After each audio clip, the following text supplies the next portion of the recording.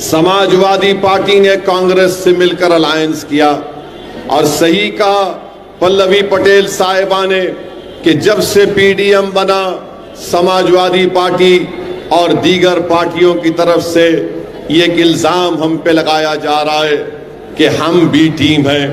मैं पूछना चाहता हूं अखिलेश यादव से कि 2014 का लोकसभा का चुनाव आप हार गए, क्या आप मोदी से सौदा करके हारे थे?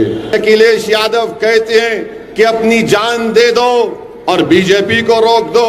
अरे अखिलेश यादव, तुम्हारा आधा परिवार नरेंद्र मोदी के साथ बैठकर चाय पी रहा है, तुम उनको नहीं रोक पाते, तुम उनको रोक नहीं पाते और हमसे कह रहे हैं कि जान दे दो और बीजेपी को रोक दो। अखिलेश यादव, जान तो हम ही दे रहे हैं ना। बुलडोजर से घर तो मेरा ही टूट रहा है, मेरे ही पैर पर गोलियां मारी जा रही हैं, मुझे ही तो जेल में जहर दे दिया गया, मेरे हाथ में हथकड़ियां हैं, मैं एक पूर्व सांसद हूं, कोर्ट ने मुझे सजा दी, मैं 10 पुलिस वालों के साथ चल रहा हूं अखिलेश, और कोई करीब से आकर मुझे गोली मार देता है, तुम्हारी जबान से उसका नाम नहीं निकला जिसका नाम अतीक था। मैं मुख्तार अंसारी का नाम लेकर कह रहा हूं, मैं किसी बाप से डरने वाला नहीं हूं, जमहूरियत के दायरे में रहकर कह रहा हूं कि मुख्तार अंसारी एक इंसान था,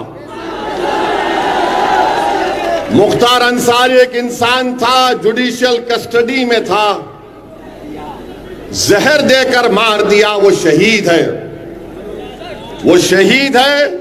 और शहीदों के बारे में कहा गया कि उनको मुर्दा कभी मत कहो, वो जिंदा है, उनको ग़िज़ा मिलती है, मगर उनको बचाने की जिम्मेदारी बीजेपी की सरकार की थी, उनको बचाने की जिम्मेदारी बीजेपी की सरकार की थी और उसमें नाकाम साबित हुए।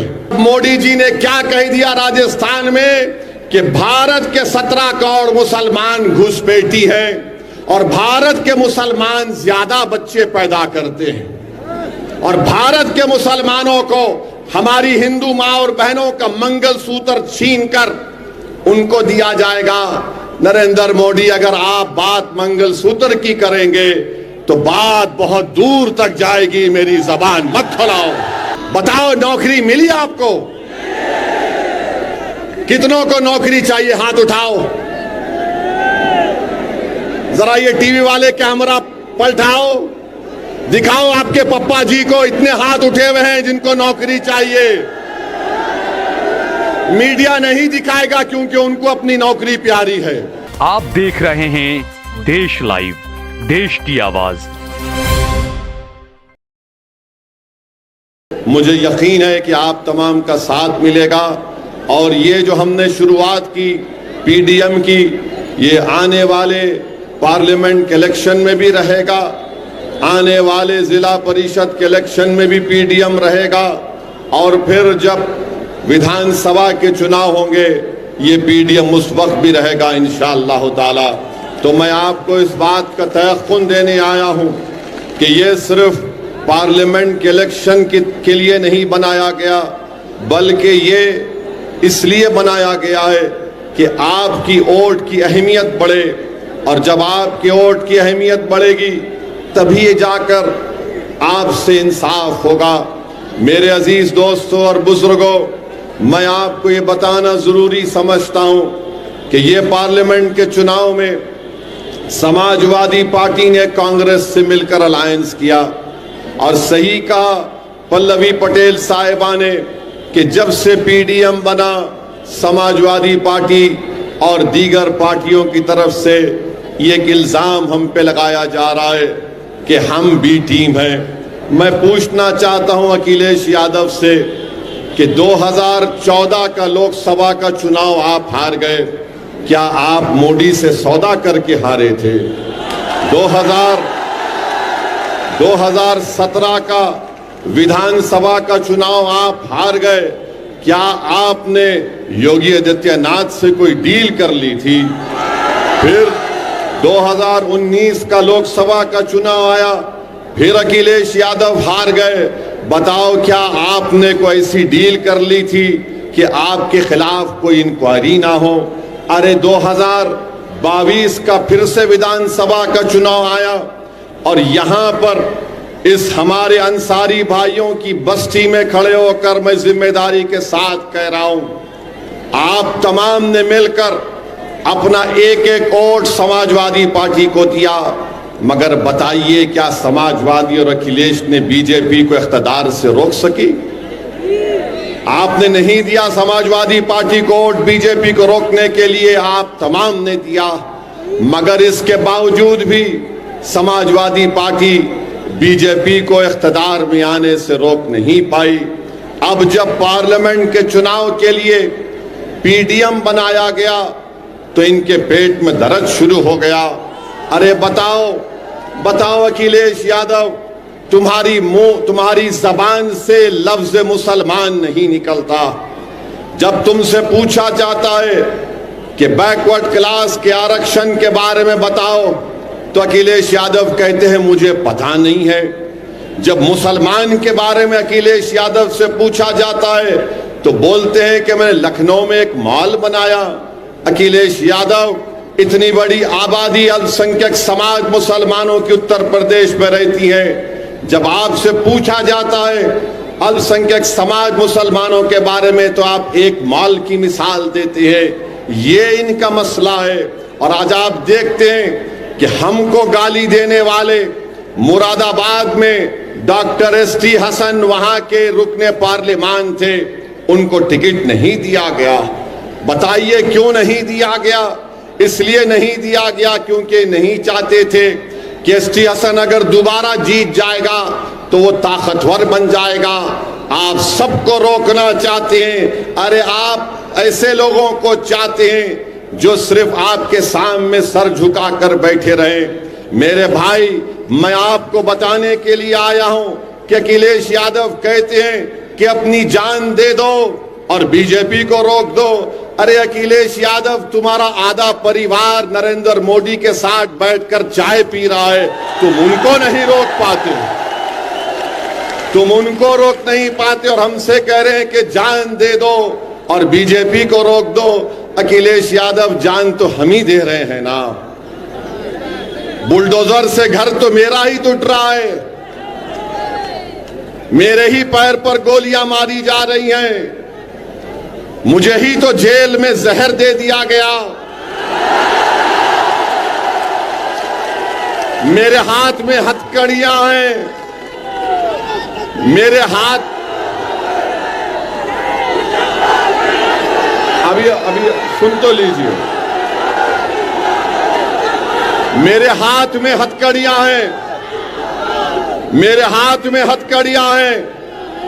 मैं एक पूर्व सांसद हूं, कोर्ट ने मुझे सजा दी, मैं 10 पुलिस वालों के साथ चल रहा हूं अखिलेश, और कोई करीब से आकर मुझे गोली मार देता है। तुम्हारी जबान से उसका नाम नहीं निकला जिसका नाम अतीक था। मेरे अजीज दोस्तों और बुजुर्गों, कोर्ट का ऑर्डर आया मदरसों को खत्म करने के लिए। हजारों मदरसे मुतासिर हो गए, लाखों बच्चे मदरसे में पढ़ते, मगर समाजवादी पार्टी बोल नहीं सकती, अपने जबान से मदरसों का नाम नहीं ले सकती। और याद रखिए, समाजवादी पार्टी यही चाहती है कि आप भैया के लिए जान कुर्बान करो और दरी बिछाओ। महम पीडीएम आपसे कहने आई है कि आप मुत्तहिदा तौर पर पीडीएम का साथ दीजिए, तो एक वक्त आएगा इंशाअल्लाह ताला अखिलेश यादव दरी भी बिछाएगा, आपके लिए जान भी कुर्बान करेगा। कब तक आप लोग, हमारा हाल ऐसा है कि भैया के साथ बैठकर एक फोटो ले लिए तो समझते कि बहुत बड़ा तीर मार लिए। छोड़ो इन चीजों को। क्या तुम में काबिलियत नहीं है क्या तुम अखिलेश यादव की तरह नेता नहीं बन सकते? बन सकते इंशाअल्लाह ताला। सिर्फ एतमाद की जरूरत है। ये जो हमने अपने दिमाग में ये जहनियत बिठा ली कि नहीं नहीं हमको इनके पीछे चलना है। अरे भाई, तुम दुनिया में इसलिए आए ताकि तुम दुनिया की इमामत कर सको। तुम दुनिया में इसलिए नहीं आए कि तुम पीछे चलो। अरे पीछे चलते कौन है? जो जानवर मवेशी के पीछे जानवर चलते हैं। हम इंसान हैं, याद रखो। ऊपर वाले ने आपको सोचने और समझने की सलाहियत दी है और आप अपने दिलो दिमाग पर जोर डालो। अब क्या बचा बताओ? अब यहां से तो उठना ही है ना, और नीचे तो नहीं जा सकते। अब यहां से उठना ही तो है। मगर आज भी आकर हमारे दरमियान में बाज लोग कहते हैं कि नहीं नहीं, अगर कोई मोदी से मुकाबला कर सकता है तो फुला है, पूर्व मुख्यमंत्री है। अरे भाई, उसका आधा परिवार बीजेपी में जा चुका है। आधा परिवार बीजेपी में जा चुका है। इन्हीं के लोगों, इनके पार्टी के लोगों का पेट्रोल पंप तोड़ दिया जाता है। इनका एमएलए जेल को चला जाता है। ये कभी जाकर मिलने तो छोड़ो, इनके परिवार से पूछते तक नहीं कि बताओ तुम्हारे क्या हालात है। क्योंकि ये जानते हैं कि आप बंदी हैं। ये जानते हैं कि आप कहीं पर नहीं जाने वाले हैं। आपके सामने सिर्फ बीजेपी का नाम लो, आप सब खामोश हो जाते हैं। अरे बताओ, यहां पर जिस जगह पर मैं खड़े होकर अल्लाह ने मुझे मौका दिया आपसे कुछ बात करने का, इस शहर के member of parliament Narendra Modi हैं। बताइए, आप 10 साल से मेंबर ऑफ पार्लियामेंट हैं। क्या नरेंद्र मोदी ने आकर पूछा कि हमारे अंसारी भाइयों के घर में कभी चिराग जलता है या नहीं जलता है? क्या नरेंद्र मोदी ने बुनकरों की सहूलत के लिए कुछ इकदाम किए? नहीं किए। क्या नरेंद्र मोदी ने, मोदी का नाम लिए तो आवाज क्यों कम हो रही?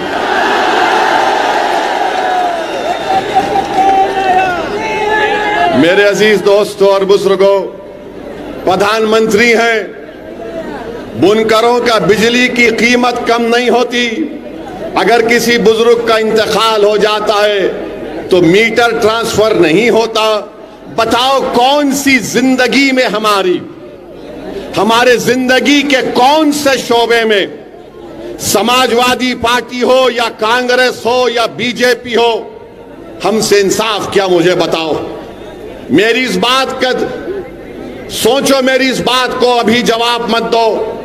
तुम जब अपने घर को जाओगे, अपने बुजुर्गों के सामने बैठकर पूछो कि एक दीवाना शेरवानी पहनकर आया था, जिसके सर पर टोपी थी, वो ये सवाल हमसे करके चला गया कि हमारी जिंदगी के कौन से शोबे में हमको इज्जत मिली, हमसे इंसाफ मिला, हमारे बच्चों को स्कूल की तालीम मिली। अरे बताओ हमारे अंसारी भाइयों, आपकी कौन सी औलाद मुल्क के बड़े बड़े तालीमी इदारों में तालीम हासिल कर रही है? मुझे बताया गया कि 50% आप लोग यहां से निकलकर हिंदुस्तान के कोने कोने में, मुंबई शहर, बड़े बड़े शहरों में जा चुके हैं। ये इसलिए हो रहा है क्योंकि आप इन लोगों को छोड़ना नहीं चाह रहे हैं, जो आपको दिखाकर, आपका वोट लेकर सत्ता में तो आ जाते हैं, मुख्यमंत्री तो बन जाते हैं, विधायक बन जाते, सांसद बन जाते, पार्षद बन जाते, मेयर बन जाते, मगर आपकी जिंदगियों में कोई तब्दीली नहीं आती। मेरे अजीज दोस्तों और बुजुर्गों, जिंदगी में तब्दीली कब आएगी? जब आप सिर्फ वोट डालने वाले नहीं, वोट लेने वाले बनेंगे। मैं पहले भी कह चुका हूं, आज भी कह रहा हूं, मैं उत्तर प्रदेश को इसलिए नहीं आ रहा हूं कि मैं अपने आप को यहां पर मजबूत कर सकूं। मैं उत्तर प्रदेश या बिहार या भारत के कोने कोने में इसलिए नहीं जाता हूं ताकि कोई मेरी मकबूलियत में इजाफा हो सके। मैं भारत के कोने कोने में इसलिए नहीं जाता हूं कि मेरी अना को तस्कीन पहुंचे। अरे मैं इसलिए जाता हूं कि अल्लाह ने मुझे एक मुकाम दिया है। मेरी जिंदगी का चिराग कब खत्म हो जाए मुझे पता नहीं है, मगर मैं अपनी खबर में जाने से पहले ये कोशिश कर रहा हूं कि तुम नेता बनो, तुम लीडर बनो, तुम कायद बनो, तुम मेंबर ऑफ पार्लियामेंट बनो, तुम ताकतवर बनो, ताकि तुम्हारे इन बच्चों का मुस्तकबिल अच्छा हो सके। मेरे भाई, मैं आपके थालियों का कभी मोहताज नहीं था। मैं आपसे नहीं कह रहा हूं कि मैं तकरीर इसलिए कर रहा हूं कि तुम्हारी थालियों को सुनकर मुझे खुशी मिलेगी। मेरे भाई, मैं ये थालियां सुन सुनकर मेरे कान पक चुके हैं। तुम्हारे जज्बाती नारे सुन सुनकर मेरे कान पक चुके हैं। मैं सिर्फ तुमसे यह बताने आया हूं कि तुम थाली मत बजाओ, तुम सिर्फ इस उंगली से वोट डालो पीडीएम को। यही हमारी ताकत का मुजाहरा होगा, यही हमारी ताकत का मुजाहरा होगा। तो मुत्तहिदा तौर पर अपने वोट का इस्तेमाल करिए। ये तमाम सियासी पार्टियां हैं, समाजवादी है, बहुत सी पार्टियां हैं, मगर आपने क्या हासिल किया बताइए। आप उत्तर प्रदेश में सबसे ज्यादा जेलों में कौन है? दलित समाज है, आदिवासी समाज है, पिछड़ा समाज है, मुसलमान है। आप बताइए अजीज दोस्तों और बुजुर्गों, मैं मुख्तार अंसारी का नाम लेकर कह रहा हूं, मैं किसी बाप से डरने वाला नहीं हूं। जमहूरियत के दायरे में रहकर कह रहा हूं कि मुख्तार अंसारी एक इंसान था। मुख्तार अंसारी एक इंसान था, जुडिशियल कस्टडी में था, जहर देकर मार दिया। वो शहीद है, वो शहीद है। और शहीदों के बारे में कहा गया कि उनको मुर्दा कभी मत कहो, वो जिंदा है, उनको ग़िज़ा मिलती है। मगर उनको बचाने की जिम्मेदारी बीजेपी की सरकार की थी, उनको बचाने की जिम्मेदारी बीजेपी की सरकार की थी और उसमें नाकाम साबित हुए। जिम्मेदारी उनकी है। याद रखो, इख्तिदार किसी के पास नहीं रहता मेरे भाई। अगर इख्तिदार किसी के पास रहता तो फिर भारत में इतने बड़े बड़े राजाओं बादशाहों के महल आज वीरान क्यों पड़े हैं? वो पूरे महल वीरान पड़े हैं, खंडर में तब्दील हो गए। कोई उनकी तरफ नजर उठाकर नहीं देखता। कुदरत ये बता रही है कि देखो, ये किसी वक्त में ये खंडर बड़ी आलीशान इमारत थी, मगर इख्तिदार किसी के पास रहने वाला नहीं है। इख्तिदार सबके पास से जाएगा और जो जुल्म करेगा कुदरत उससे बहुत जल्दी इख्तिदार छीन लेती है, उसको रुसवा करती है इंशाअल्लाह ताला। और जो मजलूमों को का साथ नहीं देता, जो लोगों की जानें लेता है, अरे एक दिन आएगा सब चले जाएंगे इस दुनिया से। मेरे अजीज दोस्तों और बुजुर्गों, दूसरी तीसरी अहम बात हम आपसे अर्ज करना चाह रहे कि पार्लियामेंट का चुनाव चल रहा, अचानक देश के प्रधानमंत्री की जबान अपनी ओरिजिनल जबान पे आ गई। ओरिजिनल जबान पर आ गए। बेवकूफ बना रहे थे सारी दुनिया को और भारत के गरीबों को। बेवकूफ बना रहे थे भारत के हमारे अक्सरती तबके के हमारे भाइयों और बहनों को। नरेंद्र मोदी पार्लियामेंट के अंदर, पार्लियामेंट के बाहर कह रहे थे कि सबका साथ, सबका विकास, सबका विश्वास की बातें करते थे। मगर राजस्थान जब पहुंचे तो नरेंद्र मोदी की जबान से जो भाषण निकला, उसको हरगिज हरगिज गर्मी की वजह से नहीं निकला, वो उनकी सोच की वजह से निकला। जो वो सोचते हैं वो उनकी जबान पर आ ही गया। 2002 से नरेंद्र मोदी जो भाषण दे रहे हैं, हम 2024 तक आ गए। नरेंद्र मोदी गारंटी, मोदी की गारंटी की बात करते हैं। मेरे अजीज दोस्तों और बुजुर्गों, मोदी की एक ही गारंटी है, वो है मुसलमानों से नफरत। एक ही गारंटी है। मोदी की दूसरी गारंटी है कि मैं भारत के संविधान को बदलूंगा, क्योंकि जो संविधान बाबा साहेब अंबेडकर ने बनाया, मोदी उसको बदलना चाहते हैं। मोदी की दूसरी गारंटी, तीसरी गारंटी यह है कि ओबीसी समाज से, दलित समाज से आरक्षण को खत्म करके रख दिया जाए। याद रखो, जब पार्लियामेंट में जब नया बिल लाया जा रहा था ईबीसी के नाम पर, मैंने पार्लियामेंट में खड़े होकर यह कहा था, ये बाबा साहेब अंबेडकर के ख्वाबों के खिलाफ ये हुकूमत काम कर रही है।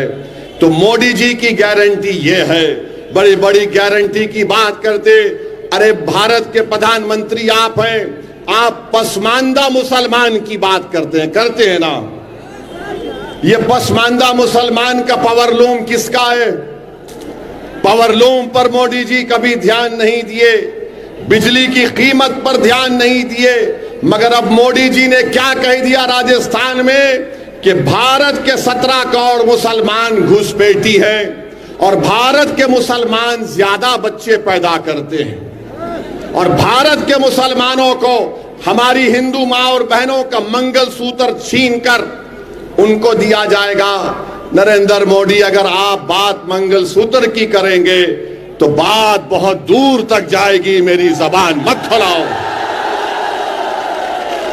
बात बहुत दूर तक जाएगी, क्योंकि अगर तुम्हारे मुंह में जबान है तो मेरे मुंह में भी जबान है।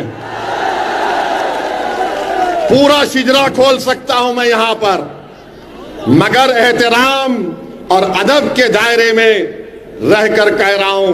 अब आप, मैं पूछना चाह रहा हूं इस बनारस की सरजमीन में खड़े होकर, क्या बिस्मिल्लाह खान घुसपैठी थे?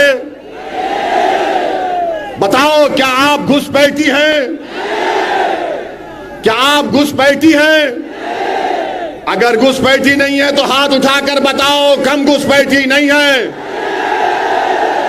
वहां से हाथ नहीं उठ रहे, हाथ उठाइए जहां तक आवाज अल्लाह पहुंचा रहा है और जोर से बोलिए कि हम घुसपैठी नहीं है। इस मुल्क को आजाद हमने करवाया। बोलो मेरे साथ, इस मुल्क को आजाद हमने करवाया। इस मुल्क में अंग्रेजों को हमने भगाया। इस मुल्क को अंग्रेजों के भगाने में आरएसएस का कोई रोल नहीं है। वो माफीनामा लिखते थे, हम सूलियों पर चढ़ते थे। मोदी जी हमको घुसपैठी कह रहे हैं आप। अच्छा, आप दूसरा इनका झूठ। अरे सुनिए सुनिए, हाँ जिंदा ही है, जिंदा ही रहेंगे इंशाअल्लाह। मर भी जाएंगे तब भी जिंदा रहेंगे इंशाअल्लाह ताला। क्योंकि मौत क्या है? मौत क्या है? इंसान के जिस्म से रूह निकल जाती है, एक घर से दूसरे घर को मुंतकिल होते। हम फना नहीं होने वाले आए मोदी जी। अब दूसरा इनका बात, अब सुनिए, बच्चे पैदा कर रहे हैं ज्यादा। मोदी जी, आपके 6 भाई है नहीं है? बताइए हमको। अमित शाह की 6 बहनें हैं। हाँ, अच्छा, जो आरएसएस के गोलवालकर है, मैंने सुना कि उनके 9-10 भाई बहन थे। मोदी जी, कभी अपने गिरबान में झांक कर भी तो देख लो।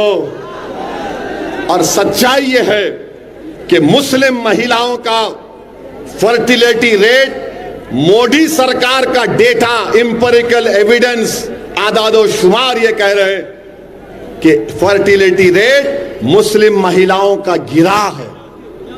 मगर नरेंद्र मोदी जी भारत के हमारे हिंदू भाई बहनों में, बैकवर्ड क्लास के भाई बहनों में, दलितों में ये बताना चाह रहे हैं ये मुसलमान बहुत बच्चे पैदा कर रहे हैं, एक दिन ये हमसे बढ़ जाएंगे आगे।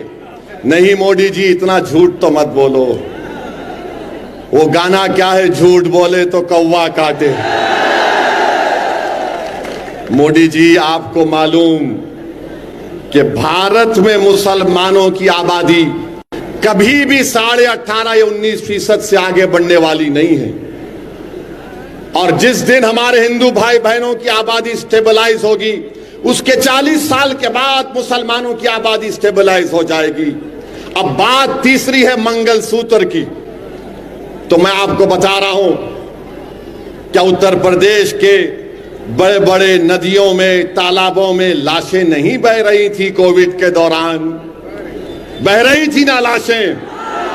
तो जिसकी लाश बह रही थी उसकी हमारी बहन, हमारी बेटी का भी तो सुहाग उजड़ा होगा। बताओ मोदी जी, क्या आपने कभी किसी घर में जाकर उनको पुरसा दिया? आज आप मंगलसूत्र की बात कर रहे हैं। मोदी जी, आप ओरिजिनलिटी पे आ गए अपने, आप धोखा दे रहे थे।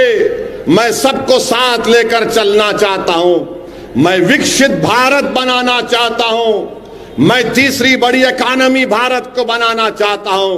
मोदी जी, आप शुरू से यही चाहते थे कि यहां पर हमेशा इस देश में हिंदू और मुसलमान लड़ता रहे, गलत फहमियां बढ़ती रहे, नफरत की दीवारों को खड़ा कर दिया जाए, और नफरत की दीवारों को खड़ा करने के बाद आप अपनी सियासी रोटी सेकना चाहते हैं। मगर याद रखो नरेंद्र मोदी, ये देश का हिंदू, ये देश का दलित, ये देश का पसमानदा, इस देश का मुसलमान, इस देश का पिछड़ा सब जान चुका है आपने 10 साल में कुछ नहीं किया। अरे अगर कुछ किया होता तो गरीब के बेटे के पास, बेटी के पास नौकरी होती। बताओ, नौकरी मिली आपको? कितनों को नौकरी चाहिए? हाथ उठाओ जरा। ये टीवी वाले कैमरा पलटाओ, दिखाओ आपके पप्पा जी को, इतने हाथ उठे हुए हैं जिनको नौकरी चाहिए। मीडिया नहीं दिखाएगा क्योंकि उनको अपनी नौकरी प्यारी है। तनख्वाहें कम हो चुकी हैं, बच्चों के लिए फीस देने का इंतजाम नहीं है। मेरे भाई, नरेंद्र मोदी ने क्या किया? और एक बात सुन लीजिए, मोदी जी ने देश के आज हमारे देश में 5% लोगों के पास 60% देश की दौलत है। कितने? 5% लोगों के पास 60% दौलत है। देश के प्रधानमंत्री इस पर खुश होते हैं, इस पर खुश होते हैं। मोदी जी, क्या आपने भारत के संविधान की डायरेक्टिव प्रिंसिपल का आर्टिकल 39 को नहीं पढ़ा आपने? हमारे संविधान जिसको बाबा साहिब अंबेडकर ने बनाया, आर्टिकल 39 ए और बी और सी कहता है कि देश की दौलत सब में बांटी जाए, देश की दौलत सब में बांटी जाए। तो मोदी जी कह रहे हैं नहीं नहीं, सब में नहीं बांटी जाएगी, जो इलेक्ट्रल बॉन्ड देगा उसी को दौलत दूंगा। आपको पता है कि मोदी जी को 8,000 करोड़ का इलेक्ट्रल बॉन्ड मिला है। कितना? 8,000 करोड़ का इलेक्ट्रल बॉन्ड। जिसने इलेक्ट्रल बॉन्ड दिया, मोदी जी ने उसको कॉन्ट्रैक्ट दिया। और जो मोटा सेठ, कोई सेठ अगर किसी राजनेता को पैसे देता है तो वो अपनी मां के मरने के गम में नहीं देता, वो अपने बाप के मरने के गम में नहीं देता। वो अगर कुछ देता है तो ये कहता है कि भाई साहब, आपको मैं इतना दे रहा हूं, मुझे इससे डबल ट्रिपल चाहिए। जितने लोगों ने इलेक्ट्रल बॉन्ड में बीजेपी को पैसे दिए हैं, उन सबको मोदी जी ने खुश कर दिया, उन सबको कॉन्ट्रैक्ट दिया। आपको पता भी नहीं होगा कि गोश्त के नाम पर दुकानें बंद हो जाती हैं, बंद होती है ना, बीफ के नाम पर मारा जाता है। एक कंपनी का नाम अलाना कंपनी है, मोदी जी को बीफ कंपनी ने 10 करोड़ रुपए दिए, 10 करोड़ रुपए लिए, और आप मारते हैं अखलाक को, पीलू खान को। अरे कुछ तो शर्म और हया के मुजाहरे करो। बड़े बड़े कंपनियों से इलेक्ट्रल बॉन्ड ले लिए। हाँ, अखिलेश यादव को भी इलेक्ट्रल बॉन्ड मिला है, भैया को भी, इनको भी मिला है, इनको भी बॉन्ड मिला है। अच्छा, किसको नहीं मिला? मुझे नहीं मिला और हमारी बहन पल्लवी पटेल को नहीं मिला। क्यों नहीं मिला? क्योंकि ये सब बिकने तैयार थे, हम बिकने वाले नहीं हैं इंशाअल्लाह ताला। मैं भारत के गरीबों से पूछना चाह रहा हूं कि नरेंद्र मोदी को 8,000 करोड़, ममता बनर्जी को 1,300 करोड़, बीआरएस को 1,100 करोड़, कांग्रेस को शायद 1600-1700 करोड़, तो गरीब वोट दे रहा है ना, तो गरीब वोट डालने की इसकी कीमत क्या है बताओ। भारत के गरीबों, तुम इन पार्टियों को वोट तो दे रहे हो, मगर तुम्हारे वोट के नाम पर ये इतने करोड़ों रुपए हासिल कर रहे हैं और तुम्हारे नौजवान औलाद को बेरोजगार बना दे रहे हैं। तुम्हारे खानदान के लिए घर नहीं है, गरीबी तुम्हारा मुकद्दर बना के रख दिया गया। अरे तुम्हारे वोट की कीमत क्या है बताओ भारत के गरीबों। तुम गरीब ही रहोगे, तुम्हारे वोट की कीमत नहीं है, क्योंकि तुम जिसको वोट दे रहे हो वो तमाम के तमाम बिक चुके हैं, इलेक्टोरल बॉन्ड के नाम पर बिक चुके हैं। तो इसीलिए हम आपसे अपील कर रहे हैं कि आप तमाम लोग पीडीएम का साथ दीजिए, अपनी क़यादत बनाइए और मुसलमान, दलित, पिछड़ा जब मिलेगा, यही लोग कमजोर हैं, इन्हीं पर जुल्म किया गया, इन्हीं को दबाया गया, इन्हीं को लूटा गया, इन्हीं को मारा गया और आपस में लड़ाया गया, इन्हीं पर गोलियां चलाई गई हैं।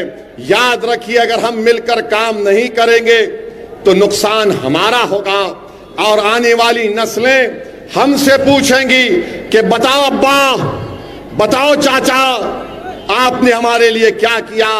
तो चाचा और अब्बा ये नहीं कह सकते कि हमने अखिलेश के लिए दरी बिछाई। चाचा और अब्बा ये नहीं कह सकते कि हमने बीजेपी के खौफ में उस पार्टी का साथ दिया। हम आपसे कह रहे हैं कि डरने और घबराने की जरूरत नहीं है। आपने बरसों कांग्रेस का साथ दिया, आपने बरसों समाजवादी का साथ दिया।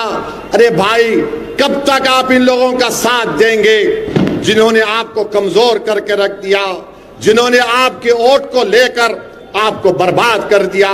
इसीलिए हम आपसे अपील करने आए हैं कि पीडीएम के जहां जहां पार्लियामेंट उम्मीदवार रहेंगे, आप उनको अपना वोट दीजिए, एक नई तारीख पैदा करिए और एक अच्छी सियासत हम कर सके।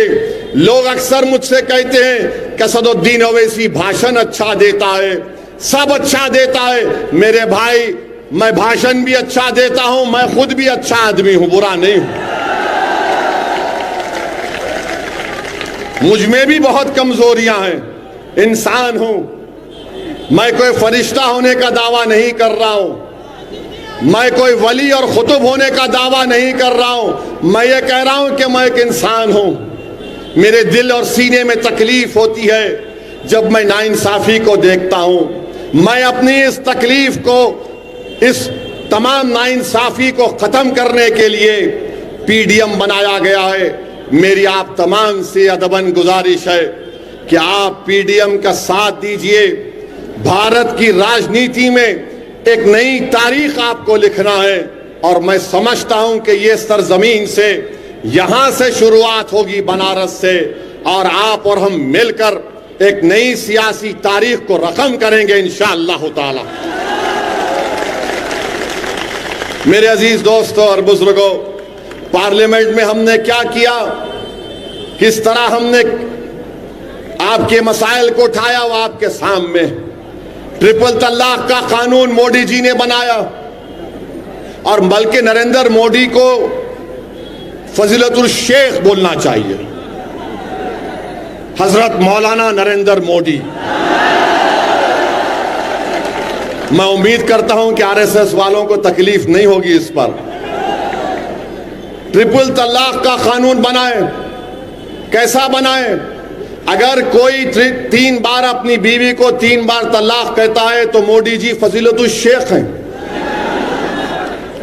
हनफी फिक्र के माहिर हैं। कोई बोलता है तो तलाक नहीं होता, मगर अगर गुनाह नहीं हुआ तो केस कैसे बुक हो रहा है बताओ। फिर मोदी जी बोलते हैं कि जब तलाक नहीं हुआ तो जेल में अगर कोई पागल मुसलमान जो गुनाह करता है ट्रिपल तलाक कहकर वो जेल को जाता है, तो मोदी जी ने कहा कि तू जेल में रहेगा और अपनी बीवी को पैसे देगा। कोई जेल में रहकर पैसे दे सकता है अपनी बीवी को? फिर मोदी जी ने, इनका दिमाग देखिए, वाकई में मोदी जी के दिमाग की जितनी तारीफ करे कम है। मोदी जी ने कहा उसको अगर कोर्ट सजा देता है 2 या 3 साल की, तो 3 साल तक हमारी बेटी उस जालिम और पागल के साथ शादी के रिश्ते में बंधी रहेगी। और मोदी जी ने कहा, मेरी बेटी, मैं मुस्लिम बेटियों का हमदर्द हूं। जब तुम्हारा पागल गुनाहगार शौहर 2 साल या 3 साल के बाद जेल से निकलेगा तो तुम अपने हाथ में एक फूल का हार, एक बैंड बाजा और बैंड बाजे वाले से कहना कि बहाओ फूल बरसाओ, मेरा दीवाना जेल से निकल कर आया। बताइए आप, ये कानून बनाते हैं आप? ये कानून बना दिया आपने। हमने 3 बार उस कानून की मुखालिफत की। CAA का कानून सही है या गलत है बताइए? CAA का कानून सही है या गलत है बताइए? हाथ उठाकर बताइए। हमने पार्लियामेंट में उस कानून की बिल को फाड़ा, सही किया या गलत किया बताइए? आपने देखा समाजवादी पार्टी के किसी MP ने बिल के बारे में क्या बोला? देखिए जाकर, मुंह नहीं खुल रहा था, बोल नहीं पा रहे थे। हम जब खड़े हुए 302 MP के सामने, हमने कहा, जिस तरह महात्मा गांधी ने व्हाइट साउथ अफ्रीका के कानून को फाड़ा था, हम इस कानून को फाड़ते हैं। यह भारत के संविधान के खिलाफ है। मेरे भाई, इसीलिए हम आपसे कह रहे हैं, हमारी बहन पल्लवी पटेल का भी हमने भाषण YouTube पर सुना। जब वो असेंबली में बोलती है तो माशाअल्लाह बड़ी बेहतरीन तरीके से बोलती है और बेबाक तरीके से बोलती है। अपने अल्फाज को चाप चाप कर नहीं बोलती वो। तो हम आपसे अपील कर रहे हैं कि इस PDM का साथ दीजिए। इंशाअल्लाह ताला हमारा चुनाव 13 मई को है। आप दुआ फरमाइए कि अल्लाह हमको भी कामयाब कर दे, अख्तरुल ईमान को किशनगंज से कामयाब कर दे, इम्तियाज जलील को औरंगाबाद से कामयाब कर दे और फिर PDM के पूर्व उम्मीदवारों को अल्लाह आपके वोट और दुआओं से उत्तर प्रदेश में कामयाब और कामरान कर दे। तो 13 तारीख के बाद हम भी आएंगे। जहां जहां हमारे उम्मीदवार रहेंगे, इंशाअल्लाह हमारी कोशिश होगी कि हम वहां पर जाकर, जो हमको BJP और समाजवादी पार्टी वाले बोलते हैं कि ओवैसी भड़काऊ भाषण देता है, सही है, हम भड़काऊ भाषण ही देंगे आके इंशाअल्लाह ताला। हम भड़काते हैं देश के खिलाफ नहीं, हम नहीं भड़काते किसी समुदाय या मजहब के खिलाफ, हम भड़काते हैं उन जालिमों के खिलाफ जिन्होंने गरीबों का खून चूस कर उनकी जिंदगियों को हराम कर दिया। और आपका हक है कि आपको अपना हक मिले, आपको इंसाफ मिले। ये इंसाफ की लड़ाई के लिए हमने एक पहला कदम उठाया है। आपकी सरपरस्ती की जरूरत है, आपके साथ की जरूरत है, आपकी ताईद की जरूरत है। और ये हम उस वक्त तक नहीं कर सकते जब तक कि आपका साथ नहीं मिले। आप तमाम से फिर से अपील करता हूं कि आप PDM का साथ दीजिए और मोहतरमा कृष्णा पटेल साहिबा, हमारी पल्लवी पटेल साहिबा, हमारे प्रेमचंद बिन, बाबू रामपाल, इन सब का साथ देकर सामाजिक न्याय को अमली जामेनामा पहनाने का काम हमको और आपको मिलकर करना है। आप यहाँ पर तशरीफ लाए, आपका बहुत बहुत शुक्रिया। मेरी खुशकिस्मती है कि अल्लाह ने मुझे बनारस को भिजाया और ख़ास तौर से आप गरीबों के दरमियान में खड़े होकर मुझे कुछ बोलने का मौका इनायत फरमाया। बहुत बहुत शुक्रिया। सलाम अलैकुम।